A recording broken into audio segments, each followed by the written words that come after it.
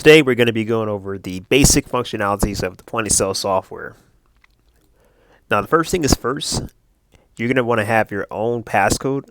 This is going to give you access to the point of sale system to allow you to start bringing in orders. From this main screen, at the bottom of the page, there will be a clock in and out option. Once you click it, it is going to ask for your passcode. Once you enter that, you want to hit submit. And you will be given to the screen here where it's going to prompt you for clocking in, clocking out. You can even start your break and come back from break. Now I'm going to enter my passcode here to get into the software. Once you're in the software, you're going to notice here you're going to have a list of different tables. Now any of these tables can be accessed anytime you want. You can also switch between the other sections. So right now I'm in the bar section, but I can easily switch over to the dining section, which will give me a different layout. At the top of the screen, you're also going to have your order types. So these order types at the very top do not have tables, but they can be identified by a unique check number or by the name. So from here, you can see we have a to-go feature. We also have a walk-in order feature. The walk-in order feature will take you directly into the menu, so it will not prompt you for a name unless we have a setting enabled that will prompt for a name either before you start the order or afterwards. The open orders feature, this allows you to see every order that is currently open. Now keep in mind of the colors. As you can see, the ones that are in gray will let you know that these are your tickets, and the ones that are in red are the ones that belong to someone else. Now keep in mind, if you do have a red colored ticket, this means that there is a possibility that it will prevent you from accessing those tickets if you're not approved doing so. The other feature is going to be your bar order. This will actually show you a list of all of the open tabs that are currently open. If you wish to create a new tab, you want to make sure you click the new button on the left side here. If you want to open up an existing one, you can just select from one of the ones that are here. So in this case here, I'm going to create a new tab. So I'm going to hit new. It will prompt you if you want to do a pre-authorization. If you hit yes, it will ask you for a pre-authorization amount. Once you type it in, it will ask you to swipe or insert the card, to which it will keep that card on file. In the event that something happens, you can still charge the customer for the amount. If not, I'm going to go ahead and do another one here, and I'm going to say no. And at this point, it will just prompt you for the customer's name. If you do a pre-authorization and you insert the card, you won't need to put in their name because it's going to read the information from the card and use that as a tab. In this case here, I'm going to say the customer's name is Jacob. I'm going to hit enter. And then that will actually start my tab by taking me into the menu. Now you can verify that this is Jacob's tab because at the very top right of the screen, you can see the table number. Instead of it being an actual number, it's going to be the name of the customer, which is Jacob. Now on the menu, you can see that at the very top, you're going to have a list of all of your departments. And then underneath that is going to be a list of all of your items. So for example, if I click on soft drinks, it'll give me a list of every single soft drink that I have. If I do my signature drinks, you can see all the drinks I have there. Same thing with the sandwiches or the wine. Now keep in mind that you will also may have what's called a choice item, which means, for example, if I click on the liquor, I have a list of 4 different boxes here, but it says here liquors A through C or D through L. That means that if I click on it, it'll give me a new set of items to which I can choose from here. So if I want to choose, for example, the Jack Daniels, it'll click here, and then for this particular menu, I have the Jack Daniels set up so that once I click on it, it gives me a list of modifier choices that I can select for that Jack Daniels. So for example, I have the cola, I have rocks, a coffee, diet, OJ. Any of these options can be selected and added to that drink. Once I'm done, I'm just going to hit the done button down below, and then this is going to ring this up on the right side here with the price, and then underneath these in red are your modifiers. Now this also goes the same for any food items. When you click on them, you may get an option for, in this case I'm ringing up the wings, so it's giving me a choice of a wing sauce. I'm going to select it here and then hit select at the bottom, and that's just going to ring the wings up and then include the modifier, which will also go to the kitchen.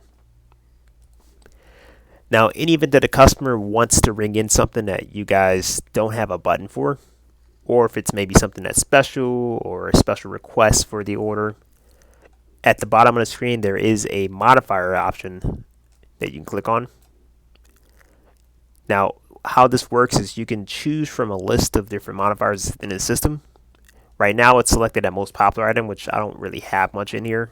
So I'm going to change this to all items, so it gives me a list of every single modifier that I have in the system. Now, if you want to be more specific, you can actually use one of the alphabets listed down here. So if I were to choose, let's say for example, C, it'll give me any modifier that has the keyword C in there. Now, once you find a particular modifier that you want, so let's say for example, I'm going to choose the lime. Now I can either click on this line by itself, which as you can see here is going to ring in at the top right of the screen. Now this only relates to the wings, and you can see this down below. If I click on the Jack Daniels, you can see that the Jack Daniels has an OJ and a cola. Now if the customer does change their mind and they maybe don't want the cola, you can use this modifier screen to delete modifiers. So in this case here, I'm going to go ahead and remove the cola. I'm going to go back into the half dozen wings, and then as for the lettuce, let's say for example, maybe they say I don't want any, I want to add lettuce. So at the top left of the screen, I'm going to hit the add button here, hit lettuce, and then that's going to translate to say add lettuce on the kitchen ticket when I receive it. Now if you still can't find the modifier in here, what you can also do is at the top of the screen here, you're going to see an option that says open item. If I click on that, this will allow me to manually enter a modifier into the system. So I'm going to say add ketchup, hit enter, and if I want to, I can even include a cost to it. In this case, I'm going to just leave it at 0 and hit OK, and then that's going to add that onto the wings. So once I'm done, I'm going to hit the done button at the bottom of the screen. And now you see it's the same exact wings, but now I have the add lettuce, and then I also have the add ketchup as well. Some other options you have here as well is you have the change quantity feature. So with this, how this works is if you ring up an item, let's say I'm going to do a Mountain Dew, and let's say the customer wants 5 of these, instead of you clicking Mountain Dew 5 times, you can just go in and choose the change quantity and select 5 as the quantity, and as you can see it's going to update the Mountain Dew, so now I have a quantity of 5, which makes the price $12.50. Underneath that you're going to have a delete button here. Now this is considered a soft void, which means that you can easily delete any item you want to. So let's say I make a mistake and ring in coffee, or a customer changes their mind last minute while you're ringing it in. You can select the coffee and then easily delete it. Now, if I were to send this to the kitchen and I were to recall the order and I try and hit delete, it will give you a message saying that you can no longer delete it because it has been sent to the kitchen. The only way to delete it is you need to most likely have manager approval and void the item out. Now, we also have a feature for reorder. So if the customer wants to reorder this exact same item, you can click on reorder and it would just copy the exact item, including the modifiers. Now this is very similar to change quantity, but with reorder it does give you a lot more leg room. It also allows you to make customizations, or you can even transfer this over to another check. Now, at the bottom of the screen you're going to have a couple of options. Now you can print the check at any point. This will just basically print the check as it is. It's not paid for, it's just saying this is the grand total. If you click the hold button, this does not actually go to the kitchen. It will only just put this order on hold, and that's it. So in order for you to send it to the kitchen, you have to recall the order and then hit send or print check. And speaking of send will just send it to the kitchen, and that's pretty much it. Print check will do the same thing as send, but it also prints a check immediately. Search customers, if you guys are wanting to have a customer database, this does allow you to assign a specific customer other than the tab name that you select. You can actually have a customer that you input into your software, where this allows you to keep track of what they're buying, what they've purchased in the past, and you can even assign allergy alerts included. So I'm going to go and hit the send button down below here, and what that's going to do is it's going to send this order to the kitchen, and it's going to put that order on hold. And as you can see here, it's going to be 163. You can see the name of the customer is Jacob, and the employee that's assigned to it is the name of the employee is manager. And then you can see the grand total so far, which is $37. If you want to recall the order, maybe you want to add more drinks, simply select it, and everything is going to ring up exactly how it was before. The only difference is, as you can see now, there's some arrows pointing at each item. So this means that it's already been sent to the kitchen, and if I were to try and delete it, as you can see, I'm getting an error message here. But if I were to ring in anything new, let's say like the onion rings, there won't be an arrow to kind of let you know that this hasn't been sent to the kitchen, and I do have the ability to delete it at this point. Now, if they're ready to pay for the order, you can click on the pay button here. And as you can see, the total is going to be $39.99. If the customer wants to pay everything in cash, you can easily hit the cash button, but that would assume that they paid you exactly $39.99.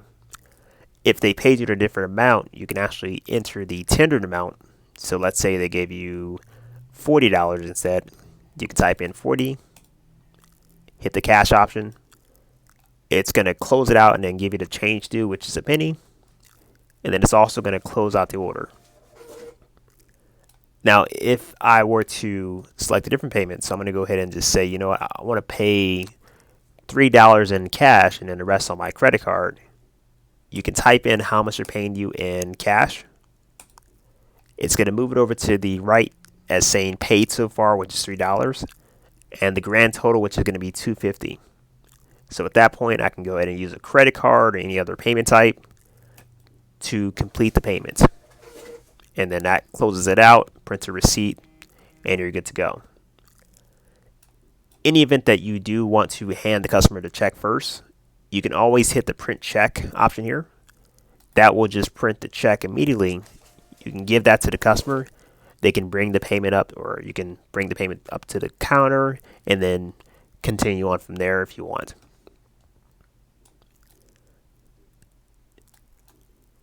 Now, another feature we have in the software is considered a split check.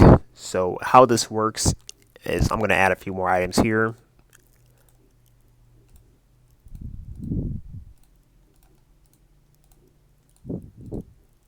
So how this works is if you want to split the check up between multiple guests, I'm going to hit pay. I'm going to hit split here. And then I'm going to, you can see you're going to be given two boxes at first. So this is split 1, and then you're going to see split 2 on the right side of that. It's very simple to move them over. You're just going to select the item and then click on the other box. It will move it over and it will create a new box just in case you want to split it to a third check. If not, you can just leave it blank and it won't create a second or a third check at that point. Now, once you have everything split over, you can hit the done button at the top of the screen. It's going to confirm that you're splitting your check, and then it's going to ask if you want to hold the check, meaning it's not going to do anything but just put it back on hold and keep it split up. You can print the check where it will actually print 2 checks, one for each split, letting them know the exact total. or you can go ahead and just pay it right now, where it'll start with the first check and then go to the next check as far as payment goes. In this case here, I'm going to go and hit hold, and it's going to put that order on hold. And basically, whenever I'm ready, I can click back on here and then hit the pay button, and this is going to prompt me as far as which split do I want to pay first, or if I want to pay both of them, I can just select both of them and then hit pay. If I want to resplit it up, maybe I made a mistake with the split, I can hit the resplit button. It'll bring me back to the same page where I can just go ahead and make those adjustments. And then I can either go ahead and just hold it again, print check, or in this case, I'm going to go ahead and hit the pay button. And you can see the first payment is $20.19. I'm going to say he paid me in cash. And then the other one is going to be $9.50, which let's say he paid me in credit card. And just like that, it closes out the check, and you're good to go. Now, the dining is a little bit different. If I were to click on the bar, for example, and I go to, let's say, H1, it's going to ask me how many guests are sitting there. So let's say 4 guests are sitting at this table. It's going to take you to the exact same menu. So how it's going to work, I'm going to go in and bring up a few things. Now, what you'll notice here is that as soon as I click on the item, it's going to prompt me for the guest number that's going to be assigned to that item. So let's say this item is going to go for guest number 1, and this one's going to go to guest number 2, and I can pretty much keep going on for any item. It'll just select the exact guest that I want to assign it to. Now, once I'm done, I'm just going to hit the send button here, and it's going to take me back to the same page, but as you can see, H1 is now highlighted to let you know that it's occupied. So if I were to click back on H1, it'll bring everything back up, and then you can see on the left side here, the G number is the guest number, so it lets you know exactly which guest is getting which item. Now, the other cool part about the guests here is that if you were to go in and split the check, this actually makes this so much easier because it's going to allow you to split it automatically. So instead of me moving them over manually myself, I can just click one button and it'll create 4 different checks with the items already split by the guest count. And at that point, I could just hit done, put it on hold, or print all 4 checks, or even pay it at that point. And just like that, you're all set with the guest count. Now, as far as tips go, if you were to go into your operations, now you can get there in a couple of different ways. The first way is if you're on this screen, it's going to be the operation screen at the top left next to the back office. And on the right side of the screen, you're going to have a feature called Add Credit Card Tips. Now, obviously, the customer will be writing the tip on the receipt. So when you click on Add Credit Card Tips, it would actually give you a list of all of the credit cards that you've processed. And all you're going to do is you're going to, where it says tip amount, you're going to double click on that field. And then it's going to pop up with an on-screen keyboard, and you can easily type in the exact tip that's on the receipt. Once you're done, you're going to hit the Apply Tips button, and it's just going to add the tip to the credit card. Now, keep in mind that this only works if you haven't yet bashed out or closed out your register. If this is the next day and then you're trying to add tips, you will no longer see those transactions because they've already been closed out. So make sure you do it before you leave. Now, if you're already on the order screen, you want to add tips, you want to go to the what's called More Operation. And then at the top of the screen, you're going to see it's the same exact option, which is going to be Add Credit Card Tips. Now, since we're already in here, if you're in the order screen, you're going to notice that there's a lot more features that's given to you. Some of these features will be protected, meaning only a manager has access to it. But one thing that you may end up using is going to be the reprint kitchen ticket. So this is very straightforward. It just allows you to reprint this order to the kitchen. Now, when it gets reprinted to the kitchen, it would actually show at the very top of the receipt saying that this is a duplicate, to let the kitchen guys know that this is not a new order, this is an existing order, Maybe the kitchen ticket didn't come through because there wasn't any paper, there was an issue with the printer. Whatever it is, you can use this feature to reprint that order back.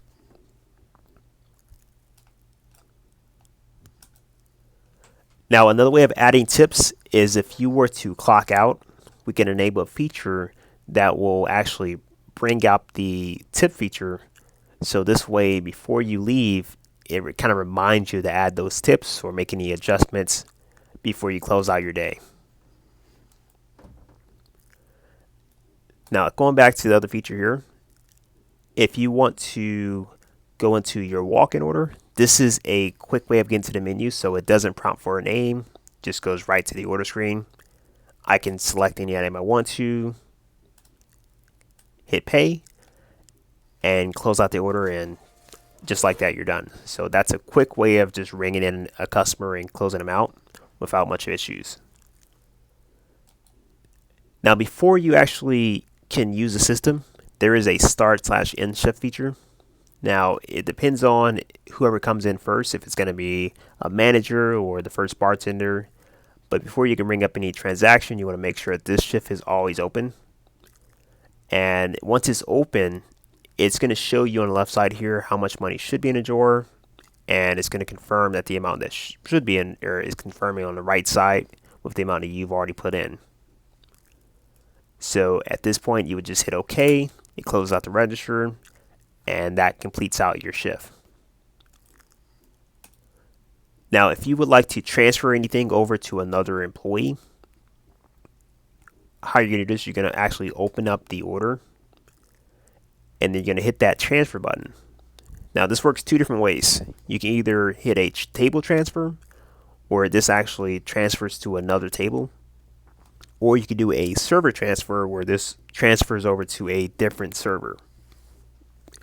I'm going to show you the table transfer first. So I'm going to hit the table transfer button, and it'll ask me if I want to do specific items or if I want to do the entire order. I'm going to do just the entire order. It's going to show you that you have selected a table on which you want to transfer this order. I'm going to hit OK. And then at this point, it's going to take me back to the screen. But what it's doing is it's wanting me to select another table to transfer that over to. So let's say they want to transfer over to table T7. The moment I click on it, it's going to tell me the table has been transferred. I'm going to hit OK. It brings back the menu. It brings back everything else. And then you can see at the top now it's going to say T7 as my table. And now if I were to put this back on hold, you'll see H1 is no longer occupied, but T7 is now occupied. Now, if I were to transfer an item, it's a little bit different here. So I'm going to go ahead and just bring in another one here. So let's say I'm going to go ahead and just bring up another item here.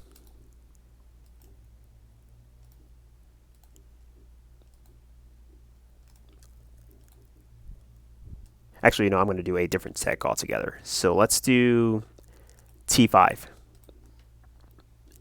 And I'm going to bring in an item. And then let's say the guy who has the fried oysters wants to set a different table. So I'm going to go ahead and select the fried oysters, and I'm going to hit transfer. And I'm going to do a table transfer. But instead of whole order, I'm just going to do a selected item. And I'm going to select the fried oysters, hit select. And then I'm going to choose T6, for example. It'll still ask me how many guests are sitting there. I'm going to keep this at 1. And then it's going to ask me if I want to combine the guests of both tables, which I'm going to say yes. So now you can see here it brought over the fried oysters. And if I were to hit send and go to the other table, you can see that the, I'm sorry, not this table here, but it was actually the other one here, T5. So you can see this one here has the onion rings, but it doesn't have the fried oysters because I moved it over.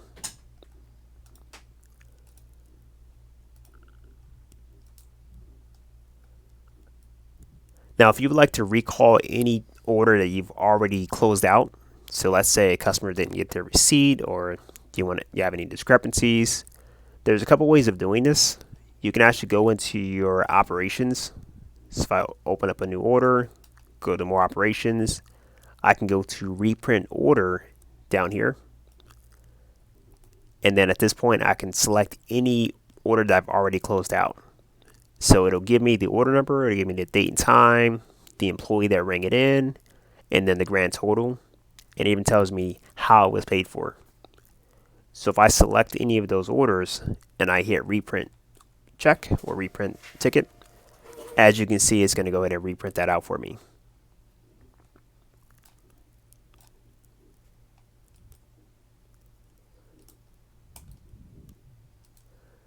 Now that's pretty much it for the basic training of the software. There's going to be more advanced features, but that will be for another video.